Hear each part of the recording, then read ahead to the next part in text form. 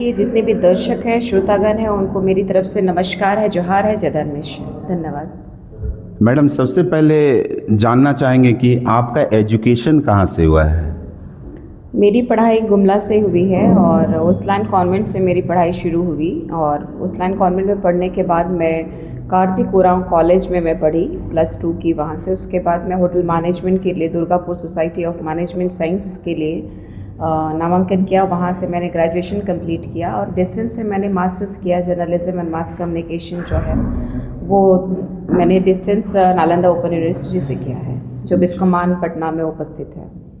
अचानक इतना अच्छा एजुकेशन आप प्राप्त कर चुके हैं और फिर अचानक इस तरह आदिवासी मुद्दों में आप सामाजिक रूप से अचानक कैसे आए? मैं अचानक नहीं आई, चूँकि आपको शायद जानकारी का अभाव होगा, क्योंकि मेरे पिताजी झारखंड आंदोलनकारी हैं और मेरे पिताजी लगातार झारखंड के परिप्रेक्ष्य में आदिवासी समुदाय के लिए अपनी बातों को उठाते आए हैं और झारखंड के परिप्रेक्ष्य में जो झारखंड आंदोलनकारी हैं उनको पेंशन भी मिलता है, उनको भी मिलता है। और उनके संघर्षों को देखते हुए मैंने उनके विचारों को लेते हुए झारखंड के परिप्रेक्ष्य में समाज के लिए काम करने का मैंने सोचा। आप पिछले दिनों JLKM से पार्टी से निष्कासित किए गए, तो पहला आपका रिएक्शन क्या था जब पार्टी से निष्कासित हुए? तो मुझे मालूम था कि जिस तरीके से लोगों का कॉल्स आ रहा था, तो मुझे पता चल गया था कि 24 घंटे में लोग निकाल देंगे, लेकिन मुझे ये उम्मीद नहीं था कि जयराम महतो जो है कि डायरेक्टली ना भेज करके सोशल के मीडिया के माध्यम से और अपने शुभचिंतकों के माध्यम से मुझे पता चला कि मुझे जेल कैंप पार्टी से निकाल दिया गया है। और मैडम, ये कुर्मी वाला जो मैटर है, अचानक आप किस रूप से इसको लेकर के आप? देखिए, ये अचानक की बात नहीं है। अगर ये इतिहास उठा करके देखने की बात कह रहे हैं तो इनको अपना अस्तित्व अच्छे से जान लेना चाहिए कि ये कुर्मी और कुर्मी जो हमारे झारखंड में आए हैं तो कब आए हैं और उनका इतिहास क्या है, कोल विद्रोह क्यों किया गया था। और ये लोग प्रश्न चिन्ह लगाते हैं कि निशा भगत आदिवासी नहीं है, तो इनको मैं बताना चाहती हूँ वो कोल विद्रोह करने वाले हमारे झारखंड के आदिवासी वीर क्रांतिकारी वीर बुधु भगत जी के द्वारा चलाया गया था।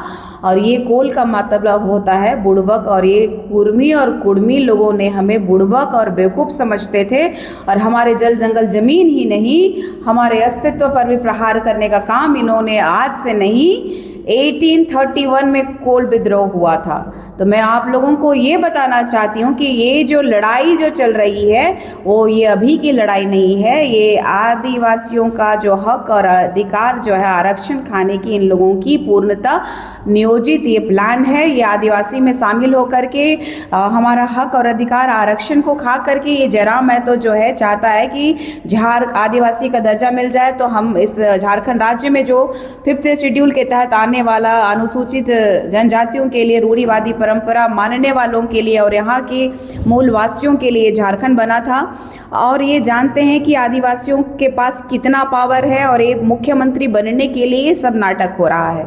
इनको मैं बताना चाहती हूँ कि अगर कुर्मी और कुर्मी के बारे में आप नहीं जानते हैं तो बढ़िया से पढ़ लीजिएगा कि यूपी से आप लोगों को लेके आया गया था, वो भी हमारा जो झारखंड है इससे पहले बिहार में था, बिहार के साथ मर्ज था और बिहार भी हमारा बिहार झारखंड बंगाल के साथ था। तो बंगाल के साथ जब था तो लॉर्ड विलियम वेंटिक जो है बंगाल का गवर्नर जनरल थे और 1828 ये लोग कहते हैं ना कि 1931 में हमें आदिवासियत से हटा दिया गया था। तो उनको मैं बताना चाहती हूँ कि 1828 ईस्वी से लेकर 1835 ईस्वी का जो है इन लोगों का लेखा जोखा इसका विवरण दिया हुआ है। इसके बीच में यूपी से कुर्मी और कुर्मी यहाँ आए थे और ये झारखंड के ही कुर्मी और कुर्मी जो है आदिवासी बनना क्यों चाहते हैं, क्योंकि राजस्थान में है, महाराष्ट्र में है। महाराष्ट्र में देखिएगा कि शिंदे जो लिखते हैं वो भी कुर्मी और कुर्मी है। अब देखिएगा कि गुजरात में पटेल पाटीदार जो कुर्मी है वो भी जो है कुर्मी और कुर्मी में आते हैं, लेकिन वो संघर्ष क्यों नहीं कर रहे हैं और ये झारखंड के लोग ही क्यों कर रहे हैं। जब झारखंड ये लोग आए थे तो सिर्फ और सिर्फ अफीम की खेती के लिए इनको लाया गया था अफीम की खेती कर एक मेहनत मजदूरी के लिए लाया गया था।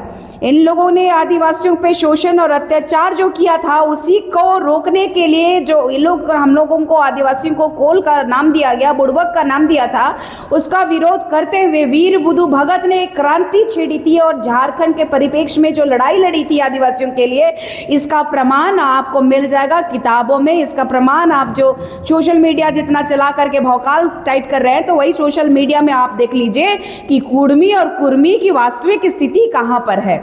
अगर आदिवासी के इतने ही हितैषी ये लोग होते तो ये लोग, जब मैं गुमला से पैदल चल के पेशा अधिनियम 1996 लागू करो का आह्वान करते हुए जब आ रही थी और राजभवन के समक्ष में जब मैं अकेले बैठी थी बारिश में भीगते हुए कि राज्यपाल से मिलेंगे उसके बाद ही हम यहाँ से हिलेंगे, तो राज्यपाल से वो मिले थे। जिस समय मैं बात की फोन पे उनसे, उसका रिकॉर्ड भी होगा कि उनसे मैं मिलने की चाहत रख रही थी कि विधायक हमें मदद कीजिए कि हमें मिलना है, 1996 पेशा अधिनियम कानून लागू करना है। तब क्यों मुँह छुपा के भाग गए थे? और सबसे बड़ी बात है कि ये लोग चाहते हैं कि पेशा अधिनियम कानून 1996 तभी लागू हो जब इन लोगों का बैसी प्रथा जो है आदिवासियत में शामिल हो। ये बैसी प्रथा क्या होता है? इन लोगों के मानने ना मानने से और इन लोगों का इतिहास को जो बताना है वो इतिहास के पन्नों पे स्वर्ण अक्षरों में लिखा हुआ है। मैंने कहा कि जगदीश चंद्र झा के किताब जो लिखे हुए हैं उनमें कुर्मी और कुर्मियों का अस्तित्व लिखा हुआ है, तो आपको जानने की आवश्यकता है। और सबसे बड़ी बात है कि आप और एक जगह जान सकते हैं अपने बारे में।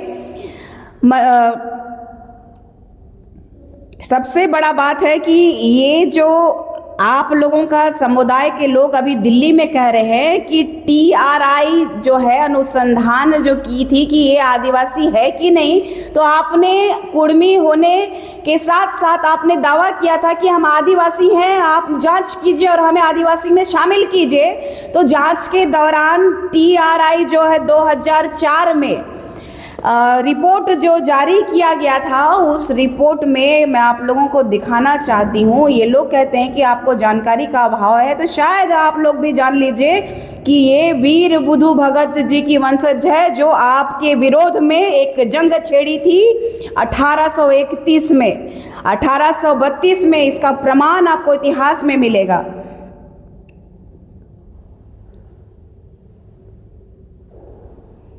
ये देखिए TRI का पूरा रिपोर्ट।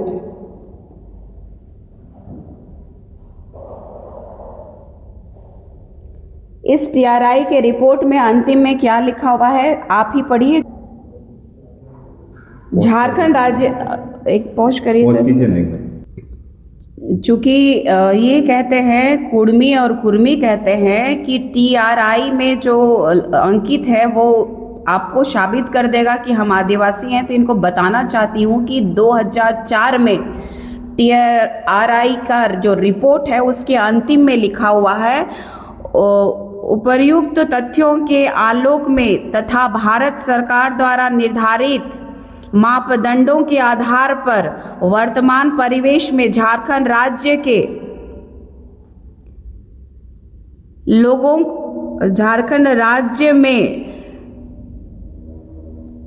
निवासरत कुर्मी कुर्मी महतो जाति की यथाशक्ति बनाए रखने की आवश्यकता है। मतलब कि इनको आदिवासी बनाने की आवश्यकता नहीं है, जो है वो वही रहना चाहिए। चूँकि आपने देखा होगा कि यहाँ बुट्टी मोड़ है, रांची के आप हैं, तो बुट्टी मोड़ में महतो ने कहा था कि हम क्षत्रिय के वंशज हैं, क्षत्रिय हम हैं, इसीलिए उन्होंने शिवाजी महाराज का उन्होंने बुट्टी मोड़ में सारे महतो लोग मिल करके वहाँ मूर्ति स्थापित किए हैं। ये जीता जागता प्रमाण है। और सबसे बड़ी बात है कि ये आदिवासी हितैषी होते तो कोल विद्रोह नहीं होता। और लगातार यहाँ के लोग जो है आदिवासियों को शोषित करने के लिए, आदिवासियों का आरक्षण खाने के लिए लगातार प्रयासरत हैं। तब भी हमारे वीर बुधु भगत जी क्रांतिकारी थे, लड़े, अपने प्राणों को निछावर कर दिए। और आज आपको मैं बताना चाहती हूँ कुर्मी और कुर्मियों कि आदिवासी बना नहीं जाता है, आदिवासी पैदा हुआ जाता है। और आदिवासी एक ब्रांड है, तो किसी भी पार्टी या किसी भी माटी की बात कीजिए, हमारी माटी, हमारा जल और जंगल जमीन बचाने हमें बखूबी आता है।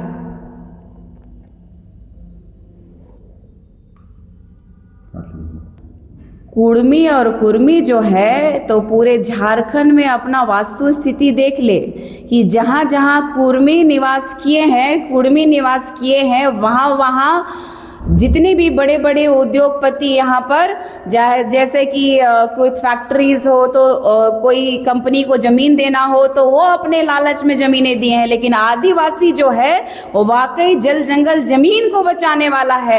आज तक इतिहास है, देख लीजिए दक्षिणी छोटा नागपुर में कि किसी कंपनी को आदिवासियों ने आने दिया या नहीं दिया। वाकई इस जल जंगल ज़मीन, इस पहाड़ और पर्वत को बचाने की आवश्यकता है। ये आदिवासियों का भगवान है, आदिवासियों का जीवन है, आदिवासियों की आत्मा है। और लगातार जो वर्तमान की सरकार हो, चाहे अन्य समुदाय के लोग हो, जिस तरीके से मैंने कहा था पहले भी कि क्रिश्चियन जो है, क्रिश्चियंस में जाति नहीं होता है, वो भी हमारा अधिकार खा रहे हैं। मुसलमान जो है क्रिश्चियन धर्म में जा करके, क्रिश्चियन धर्म में मुसलमान, हिंदू, सिख, ईसाई या अन्य समुदाय के लोग जैसे बांग्लादेशी भी अभी आ रहे हैं, ईसाई बन रहे हैं, और उसके बाद में फर्जी सर्टिफिकेट बना करके हमारे आदिवासियों का आरक्षण और आदिवासियों का जल जंगल जमीन को हथियाने का काम लगातार हो रहा है। और ऐसे कुर्मी और कुर्मी और अन्य किसी भी समुदाय से निशा भगत डरने वाली नहीं। वीर बुद्धू भगत जी की वंशज हूँ, जोरदार लड़ूंगी और ताकतवर से लड़ूंगी। और मैं जानती हूँ कि हमारे पूरे जान को भी खतरा है, तो आप लोगों को याद दिलाती हूँ कि मैं वीर बुद्धू भगत की वंशज हूँ, डरने वाली नहीं, हिलने वाली नहीं और मिटने वाली नहीं। जवाब तो मिलेगा और जोरदार मिलेगा। धन्यवाद। एक सवाल मन में उठ रहा है मैम कि आप कॉन्वेंट से पास आउट किए हैं, फिर अचानक ये ईसाई विरोधी वाला बात कैसे आप देखिए, सबसे बड़ी बात है कि इस भारत में अंग्रेज जब आए तो अंग्रेज के आने के बाद अंग्रेजों को खदेड़ के निकाला गया भगवान बिरसा मुंडा जी के द्वारा। और बिरसा मुंडा जी का जीवनी देख लीजिएगा कि उनको भी कन्वर्ट कराने के लिए उनका भी नाम का परिवर्तन किया गया। और इस भारत राज्य, जो कि राज्य बोलती हूँ, देश जो है, भारत देश जो है, इस देश में हमारे जो भी वीर क्रांतिकारी रहे, यहाँ पे वीरांगनाएं रही, वो लड़े अंग्रेजों से।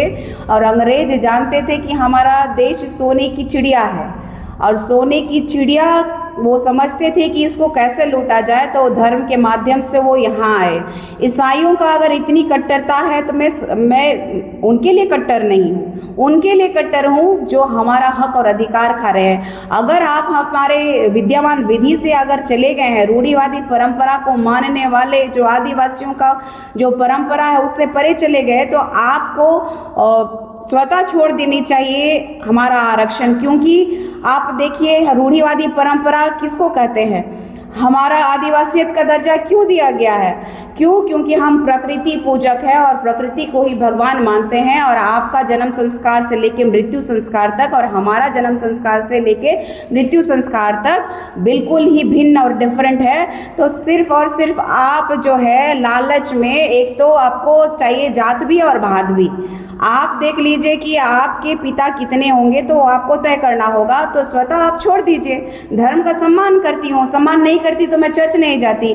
और हमारे भी परिवार में जो आधे लोग हैं, मैं उनका भी विरोध करती हूँ। मेरा ये ढकोसला नहीं है, ये जो जिन्विन आदिवासियों का जो हक और अधिकार है वो लूटना नहीं चाहिए, किसी को छीनना नहीं चाहिए। आज नौकरी की बात की जाए, चाहे 28 विधायक सीट जो आरक्षित है आदिवासियों के लिए, उसमें 10 सीट जो है जो धर्मांतरित ईसाई लोगों ने कब्जा किया हुआ है, जिसकी वजह से आज भी आदिवासियों का विकास जो हो नहीं पा रहा है। सड़कें नहीं बनी है। दुर्भाग्य है कि आदिवासी जिन गांवों में वास करते हैं, दूर दराज पे, वहाँ पे पीने का स्वच्छ पानी तक नहीं है। तो ये कैसा दुर्व्यवहार? आप कहते हैं कि मुस्लिम और आपको ईसाई से क्या प्रॉब्लम है? मुझे प्रॉब्लम उनसे नहीं है, वो लोग जो हमारा हक खा रहे हैं उससे हमें प्रॉब्लम है। आपको लड़ना है तो यहाँ झारखंड में मुस्लिम और ईसाई भाई भाई होते हैं, लेकिन यरूशलेम में लड़ाई जो हो रही है, जाके लड़िए ना अपने धर्म की। अगर आप सच में सपूत हैं तो जाके यरूशलेम में लड़िए, अपना जो धर्म स्थल है उसको बचाने के लिए लड़िए, फिलिस्तीनियों से लड़िए, आप मुसलमानों से लड़िए, आप अन्य समुदायों से लड़िए, लेकिन आदिवासी भोले भाले लोगों का हक और अधिकार जो आप वहाँ से परिवर्तित हो चुके, आप चले गए, तो हमारे यहाँ पे आने की आपको ज़रूरत नहीं है। स्वतः आप जाइए, अगर आना चाहते हैं तो आपका स्वागत है। हम लोग अपना पहान पुजार और बैगा के साथ में हम लोग आपका स्वागत करेंगे, हम लोग अपने देवी देवता का आह्वान करेंगे और आपको घर वापसी करेंगे, ये स्वागत करते हैं। लेकिन आप जो है अपने वास्तविक अस्तित्व में रहिए। आप वास्तविक अस्तित्व में नहीं रह करके अगर आप किसी धर्म को, किसी समुदाय को और उनकी रीति रिवाज परंपरा को जब अपना चुके हैं तो हमारे परंपरा में आघात मत करिए। हमारा यही सवाल है कि आप जो कह रहे हैं कि शिक्षा के नाम पे जो यहाँ मिशनरी आई है और वो सेवा का भाव लेके आई है, तो एक बात बता दीजिए कि अगर सेवा का भाव है तो पैसे हमसे क्यों ले लिया जाता है? बिना पैसे का तो पढ़ाया नहीं जाता है। और सबसे बड़ी बात है कि वो नौकरी हो, चाहे एडमिशन की बात हो, जितने भी माइनॉरिटीज़ स्कूल और बड़े बड़े कॉलेजेस हैं उसमें माइनॉरिटीज़ को प्रायोरिटी, मतलब कि क्रिश्चियंस को प्रायोरिटी और 32वां सर्टिफिकेट क्यों देखा जाता है? और बाहरी लोगों को और आदिवासी जो है, जो सरना सरलंबी है, चाहे अन्य आदिवासी है, उनका तिरस्कार क्यों किया जाता है? ये तो चिंता का विषय है। आप हमारे साथ भेदभाव कर रहे हैं, आप हमें तुच्छ समझते हैं। अगर भाई भाई की बात है तो अभी हमारा करम का त्यौहार था, ईसाई बने हैं, ठीक है ना, तो जो आपका जो एसटी का जो आरक्षण मिलता है वो तो आपका डीएनए के ऊपर में मिलता है, जात के ऊपर में मिलता है। तो जब सरना से अगर ईसाई बन जाते हैं तो उसका तो डीएनए नहीं चेंज होता है। सबसे बड़ी बात है कि मैंने कहा था कि संविधान में आपको पढ़ने की भी आवश्यकता है, और मैं जान रही हूँ कि ये जो चैनल है लगातार मेरे विरुद्ध में भी चलाया है और फेवर ईसाइयों के चलाया है, लेकिन नहीं, आपको चलाना पड़ेगा और पूरा चलाना पड़ेगा। और आप इसको चलाइएगा, प्रखरता से चलाइएगा, क्योंकि ये जो बात हो रही है पैदा होने की बात, लेकिन एक बात आपको कान खोल के सुनना होगा, संविधान में भी एक संविधान अंकित है जो विद्यमान विधि है, उसमें लिखा हुआ है भारत के सभी धर्म के लोग एक दूसरे का धर्म को मान सकते हैं, सम्मान कर सकते हैं, लेकिन एक लास्ट पैराग्राफ लिखा हुआ है, विद्यमान विधि को आप नहीं छेड़ सकते हैं। विद्यमान विधि से आप बाहर गए तो आप आदिवासी नहीं कहलाएंगे। इसी बात का तो मलाल है कि आज तक आप लोगों ने, जो ईसाई समुदाय के लोगों ने पेशा कानून एक्ट जो है 1996 लागू नहीं होने दिया। क्यों? क्योंकि वो हक और अधिकार जो अभी खा रहे हैं उससे वंचित हो जाएंगे। आज तक सिर्फ और सिर्फ रोड़ा बनने का काम ये ईसाई समुदायों ने किया है। और इस भारत देश में आपको मैं बताना चाहती हूँ कि आदिवासियों की पहचान कहाँ से हुई, तो भगवान से भी पहले हमारा आदि समय से भगवान मर्यादा पुरुषोत्तम राम जी के वनवास के समय भी आपको बताना चाहती हूँ कि एक आदिवासी महिला जो है जंगल में मिली थी, सबरी माँ, वो भी एक आदिवासी थी। उसका भी प्रमाण है कि आदिकाल से हमारा आदिवासी इस भारत देश में विराजमान है। इसीलिए मैं कहती हूँ जिसका जमीन उसका देश, जिसका राज्य उसका, जिस राज्य में जिसकी जमीन उसका राज्य, मैं इसलिए कह रही थी। और लगातार मैं ये जो कह रही हूँ कि ईसाई समुदाय के हो चाहे मुसलमान हो,